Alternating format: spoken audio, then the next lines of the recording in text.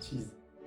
What is the difference between an identity and an entity? The way I like to think about it is that entities are things that exist and manifest in the real world. It can be cell phone, computer, even a name of a person, an email address.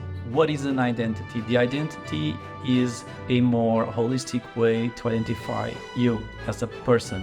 It's the way the entities connect with one another. Another way to look at it is that, think of a cat. Cats might have a specific type of color. You have the green color, the red color. They kind of also have their favorite toys. So there's cats that play with the water from the faucets, plush toys, but that's not really the thing that identifies the cat. The cat is its own being, and even though there are similarities between the entities that they share among other cats, you know that a cat is also a very, very specific cat, and it's how they use their toys, how they behave, it makes the identity. My name is João, and this is FIDSI, Fraud and Financial Crime News Weekly Update. In the past, we focused a lot on entities, which is the easy thing to focus on. So lists, have I seen fraud happening on this device? Have I seen fraud from this collection of IP addresses? It's all about, have I seen these entities being used? But we know that, especially in criminal organizations, they will always try and find a way to make it harder for us to detect their behavior. So it's no longer just about looking at the entities individually, it's about the context, the identity that we're actually trying to follow. One way of looking at behavior in general, even a more abstract way,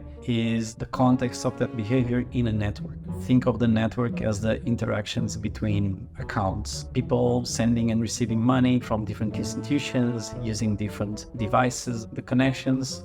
It's like a social network, so instead of having the friendship connection, you have the transfer. To understand the network, you might use some visual means of looking at it, and then you'll end up with nodes representing the different accounts and edges representing the different transactions. So now how do we know that the nodes are similar or not? Because some will be close together, others will be further apart. Nodes that are further apart will tend to be nodes that have many connections in between. So you might send money to Alice, and then Alice sends to Bob, and Bob sends to Christian, etc., until it reaches you. So this is like a very, very long network of money flow, which can be legitimate, right? But what if we're in the presence of a super complex mule scheme? What if at the end of the day, the money is going from one place and actually reaching it again? How do we know that the origin, the destination are the same or not? How similar they are?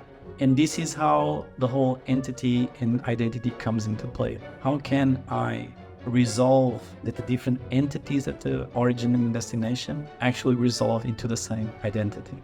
So again, going into the cat analogy, you might have two cats that look very different from their entities.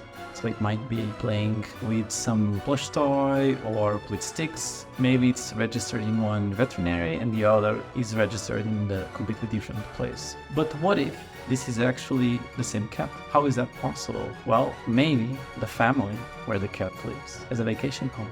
And maybe during the summer is a foster cat and is committing crimes against crops. And maybe in winter, the totally crazy cat is committing crimes against snowland. But it's still the same cat, and you will only know this if you look into the similarities of these nodes that are hidden in plain sight.